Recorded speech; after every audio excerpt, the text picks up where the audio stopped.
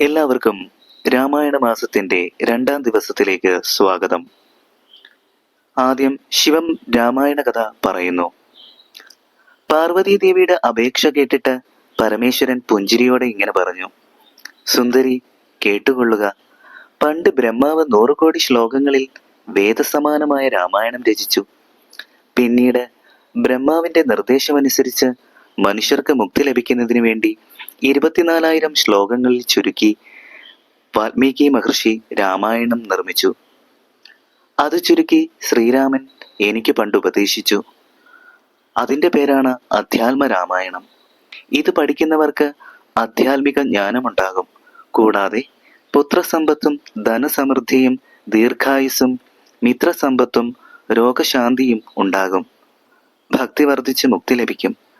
അതിരഹസ്യമായ രാമകഥ നീ കേട്ടുകൊള്ളുക. രാവണൻ മുതലായ രാക്ഷസന്മാരുടെ ഭാരം കൊണ്ട് ദുഃഖിതയായ ഭൂമിദേവി പശുവിന്റെ രൂപം ധരിച്ച് ദേവന്മാരോടും താപസന്മാരോടും ഒരുമിച്ച് ബ്രഹ്മലോകത്തിലെത്തി. കരഞ്ഞുകൊണ്ട് തന്റെ സങ്കടം ബ്രഹ്മദേവനെ അറിയിച്ചു. ബ്രഹ്മദേവൻ അല്പനേരം ആലോചിച്ചതിനു ശേഷം ഈ വേദനയെല്ലാം വേദനായകനായ വിഷ്ണുവിനോട് പറയുകയേ നിവർത്തിയുള്ളൂ എന്ന് പറഞ്ഞു. ദേവന്മാരോടൊപ്പം എന്നെയും കൂട്ടി ബ്രഹ്മാവ് പാൽക്കടൽ തീരത്തെത്തി.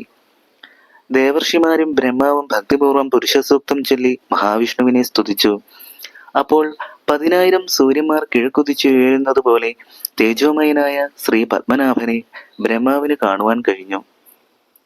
മുക്തന്മാരായ സിദ്ധയോഗികൾക്ക് പോലും കാണാൻ പ്രയാസമുള്ള ഭഗവാന്റെ മനോഹരവും പൂനിലാവ് പോലെ പുഞ്ചിരിയോട് കൂടിയതുമായ ചന്ദ്രമണ്ഡല തുല്യമായതും താമരപ്പൂവിതൾ പോലുള്ള കണ്ണുകളുള്ളതുമായ സുന്ദരമുഖവും ഇന്ദ്രനീലക്കല്ലിന്റെ നിറവും ലക്ഷ്മി ദേവിയുടെ വാസസ്ഥാനവും വന്ദിക്കപ്പെടേണ്ടതും ആനന്ദദായകവും ശ്രീവത്സം എന്ന് മറുകുള്ളതുമായ മാറിടവും ഭക്തിയുള്ളവരോട് വാത്സല്യമുള്ളതും സമസ്ത ജനങ്ങൾക്കും ആനന്ദം നൽകുന്നതും സജ്ജനങ്ങളാ സേവിക്കപ്പെടുന്നവനുമായ ഭഗവാനെ കാണുന്നു.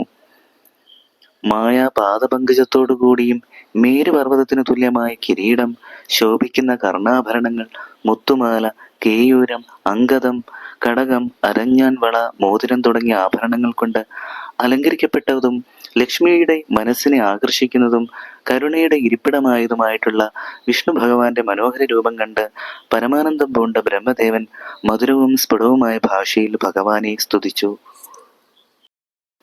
ബ്രഹ്മാവ് ഇപ്രകാരം സ്തുതിച്ചപ്പോൾ മഹാവിഷ്ണു പുഞ്ചിരിയോടെ മധുരതരമായി ഇങ്ങനെ പറഞ്ഞു: നിങ്ങളെല്ലാവരും കൂടി തിടുക്കത്തിൽ എന്നെ കാണാൻ വന്നതിന് എന്താണ് കാരണം? അത് കേട്ട് ബ്രഹ്മാവ് പറഞ്ഞു: ഈ ലോകത്തിൽ അങ്ങേക്ക് അറിഞ്ഞുകൂടാത്തതായി എന്താണുള്ളത്? എങ്കിലും പറയാം. 3 ലോകത്തിലും ഇപ്പോൾ ദുഃഖം വർദ്ധിച്ചിരിക്കുകയാണ്.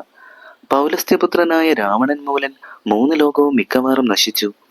ഞാൻ കൊടുത്ത വരം കൊണ്ട് മത്തനായ രാവണൻ ലോകത്തെ നിർദ്ദയമൊടിക്കുന്നു. ലോകപാലന്മാരെയെല്ലാം അടിച്ചോടിച്ച് അവൻ ലോകം മുഴുവൻ ഏകാധിപത്യം സ്ഥാപിച്ചു. ഇന്ദ്രനെ യുദ്ധത്തിൽ പിടിച്ചുകെട്ടി സ്വർഗവും അതിന്റെ ഭരണവും അവന്റെ കീഴിലാക്കി. യാഗാദി കർമ്മങ്ങളെല്ലാം മുടക്കി. മാത്രമല്ല, യോഗീന്ദ്രന്മാരെയും മുനിമാരെയും അവൻ ഭക്ഷണമാക്കുന്നു. പതിവ്രതകളെയെല്ലാം അവൻ പിടിച്ചുകൊണ്ടുപോയി ധർമ്മവും മര്യാദയും ലോകത്തിൽ ഇല്ലാതായി. ഭഗവാനെ, മനുഷ്യനിൽ നിന്ന് മാത്രമേ തനിക്ക് മരണം ഉണ്ടാകൂ എന്ന വരവും അവൻ നേടിയിട്ടുണ്ട്. അങ്ങു തന്നെ മനുഷ്യനായി ജനിച്ച് രാവണനെ വധിക്കണം. മധുരപവും ദയാനിധിയുമായ അങ്ങയെ വീണ്ടും നമസ്കരിക്കുന്നു. അങ്ങയുടെ പാതാരവിന്ദങ്ങൾ എപ്പോഴും ചിന്തിക്കാൻ ഇടവരണമേ എന്ന് പ്രാർത്ഥിക്കുന്നു. ബ്രഹ്മാവ് ഇങ്ങനെ ഉണർത്തിച്ചപ്പോൾ വിഷ്ണു ചിരിച്ചുകൊണ്ട് പറഞ്ഞു: പണ്ട് കശ്യപ പ്രജാപതി പുത്രനുണ്ടാകാൻ വേണ്ടി വളരെ കാലം എന്നെ തപസ് ചെയ്തു. അതിൽ സന്തുഷ്ടനായി ഞാൻ കശ്യപന് വരം നൽകിയിട്ടുണ്ട്. ആ വാക്കുകൾ സത്യമാക്കുവാൻ വേണ്ടി ഞാൻ ഇന്ന് തന്നെ പ്രയത്നിക്കുന്നതാണ്. കശ്യപൻ ഇപ്പോൾ അയോധ്യയിൽ ദശരഥൻ എന്ന പേരോടുകൂടി രാജാവായി വസിക്കുന്നു. കശ്യപ പത്നിയായ അതിഥി കൗസല്യ എന്ന പേരിൽ അവിടെയുണ്ട്. അവരുടെ പുത്രനായി ഞാൻ ജനിക്കും. എൻ്റെ സഹോദരന്മാരായി 3 പേരുണ്ടാകും. എൻ്റെ ശക്തിയായ യോഗമായ ജനകന്റെ കൊട്ടാരത്തിൽ അയോനിജയായി രാവണന്റെ വംശനാശത്തിനു വേണ്ടി ജനിക്കും. ദേവന്മാരെല്ലാം വാനരന്മാരായി ഭൂമിയിൽ പിറക്കണം.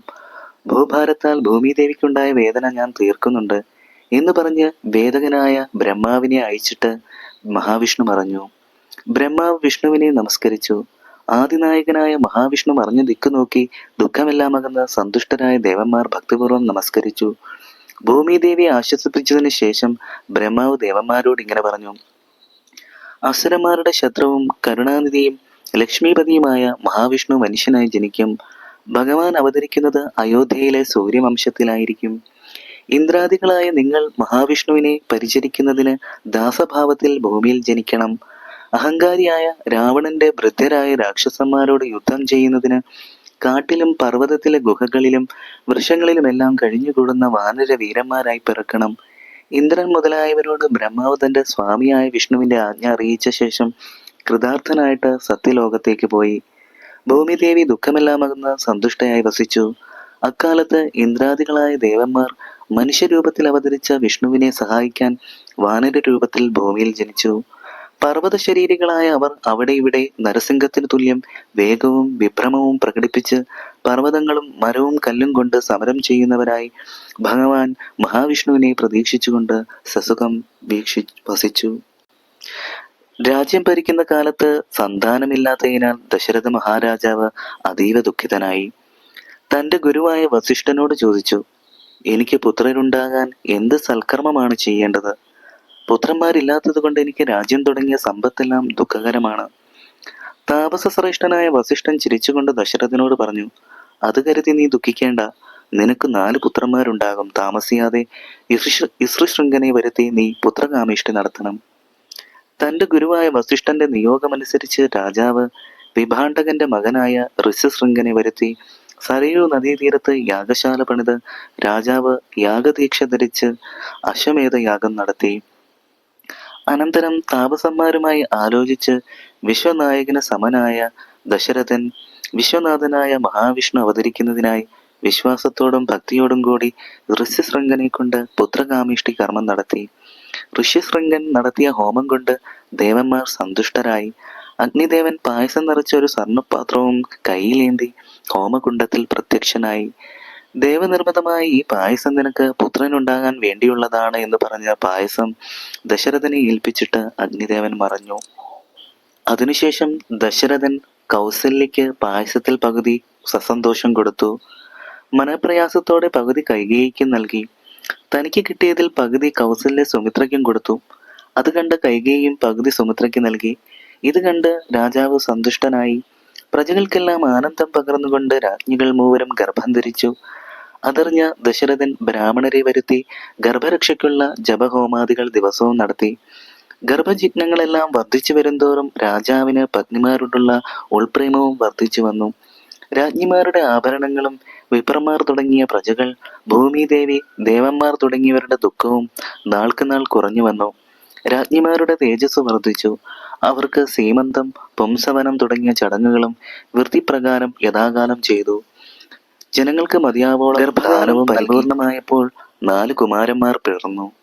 കർക്കിടക ലഗ്നത്തിൽ ചന്ദ്രനോടുകൂടി വ്യാഴം, മേടത്തിൽ ആദിത്യൻ, തുലാത്തിൽ ശനി, മീനത്തിൽ ശുക്രൻ, മകരത്തിൽ കുജൻ, ഇങ്ങനെ 5 ഗ്രഹങ്ങൾ ഉച്ചത്തിൽ നിൽക്കുമ്പോൾ പുണർദം നക്ഷത്രവും നവമി തിഥിയും ചേർന്ന ശുഭദിനത്തിൽ ലോകനാഥനായ മഹാവിഷ്ണു കൗസല്യയുടെ മകനായി അവതരിച്ചു. കൈകേയി പൂയം നക്ഷത്രത്തിൽ ഒരു പുത്രനെയും അടുത്ത ദിവസം സുമിത്ര 2 പുത്രന്മാരെയും പ്രസവിച്ചു. പരമാത്മാവും ലോകനാഥനും ജനനമില്ലാത്തവനുമായ ഭഗവാൻ നാരായണൻ തന്റെ ചിഹ്നങ്ങളോടുകൂടി കൗസല്യയുടെ മുമ്പിൽ പ്രത്യക്ഷനായി. കോടി സൂര്യന്മാരുടെ തേജസ് അവിടെ നിറഞ്ഞു. ബ്രഹ്മാവ്, സനകാദികൾ, ഇന്ദ്രൻ തുടങ്ങിയ ദേവന്മാർ മുതലായവരാൽ ആരാധിക്കപ്പെടുന്ന ഭഗവാൻ വിഷ്ണുവിന്റെ രൂപം കൗസല്യ തന്റെ മുമ്പിൽ കണ്ടു.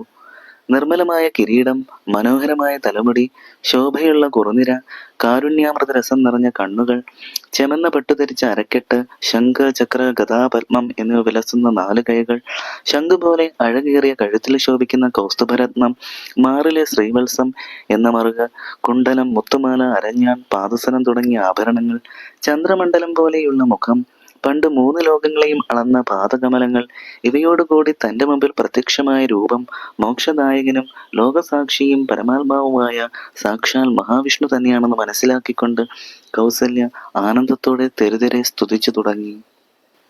രാമായണ മാസം 2-ാം ദിവസം ഇന്ന് നമ്മൾ വായിച്ചത് പുത്രലാഭാലോചന, പുത്രകാമേഷ്ടി, ശ്രീരാമാവതാരം, ഭഗവാന്റെ തിരു അവതാര കഥ എന്ന് വായിച്ചു നമ്മൾ. ഇനി അടുത്ത ദിവസം ഭഗവാന്റെ അവതാരം, ഭഗവാന്റെ പൂർണ്ണ സ്വരൂപം കണ്ടുകൊണ്ട് കൗസല്യാദേവിയുടെ സ്തുതിയാണ്. ബാല്യവും കൗമാരവും പിന്നെ ഭഗവാന്റെ വിശ്വാമിത്രന്റെ യാഗരക്ഷ തുടങ്ങിയ ഭാഗങ്ങളാണ്. എല്ലാവർക്കും നന്ദി, നമസ്കാരം. ഹരേ കൃഷ്ണ.